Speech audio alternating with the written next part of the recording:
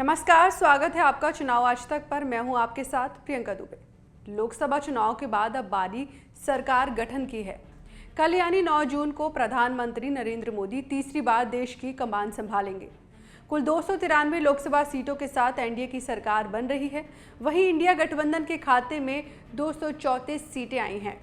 केंद्र की सत्ता पर बीजेपी काबिज तो हो रही है, लेकिन पार्टी 10 साल बाद अपने दम पर पूर्ण बहुमत की सरकार बना पाने में नाकाम रही है। लिहाजा पार्टी में अब इस पर मंथन शुरू होगा कि आखिर वो कहां चूक गई। देखा जाए तो बीजेपी को मात अपने गढ़ यानी यूपी में लगी है।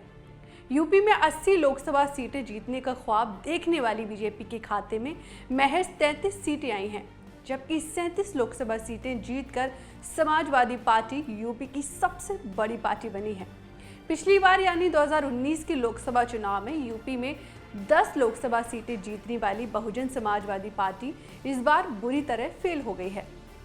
बीएसपी इस बार यूपी में अपना खाता भी नहीं खोल पाई है। पहले एक नज़र बीएसपी के वोट शेयर पर।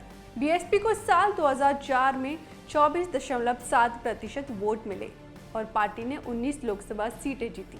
इसकी अगली बार यानी 2009 में बीएसपी को 27.4% वोट मिले और पार्टी 20 सीटें जीतने में कामयाब रही। वहीं 2014 में बीएसपी ने कोई सीट नहीं जीती, लेकिन पार्टी को मिले वोट फिर भी 19.8% थे। पिछली बार यानी 2019 के लोकसभा चुनाव में बीएसपी ने 19.4% वोट शेयर के साथ 10 लोकसभा सीटें जीती, जबकि मौजूदा लोकसभा चुनाव में बीएसपी ने लगभग 9.4% वोट शेयर के साथ कोई सीट हासिल नहीं की। हालांकि ऐसा नहीं है कि बीएसपी ने इस लोकसभा चुनाव को प्रभावित नहीं किया हो। बीएसपी के होने से काफी फर्क पड़ा है।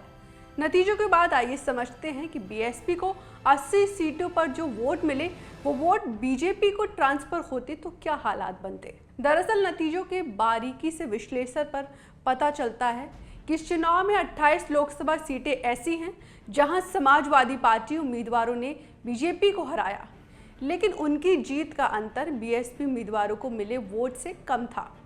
यानी इन सीटों पर बीएसपी को मिले वोट अगर बीजेपी की तरफ आ जाता तो समाजवादी पार्टी के उम्मीदवार हार जाते और बीजेपी के उम्मीदवार जीत जाते। यानी यूपी की कुल 28 लोकसभा सीटों पर बीएसपी उम्मीदवारों ने बीजेपी का खेल खराब कर दिया।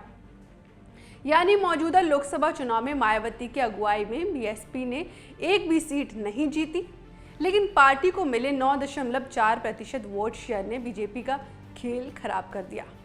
हालांकि ऐसा नहीं है कि बीजेपी की हार के पीछे ये कोई प्रमुख कारण हो। कारण कई हैं जिनका विश्लेषण पार्टी आने वाले दिनों में करेगी। बीजेपी को ये सोचना होगा कि आखिर राम मंदिर मुद्दे के साथ साथ मोदी और योगी फैक्टर एक साथ होने पर भी पार्टी देश के सबसे अहम सूबे में चुनाव कैसे हार गई। अभी के लिए मेरे साथ इतना ही। चुनाव आज तक पर आप चुनाव, राजनीतिक पार्टियों, चुनाव से जुड़े तमाम मुद्दों की जानकारी हासिल कर सकते हैं।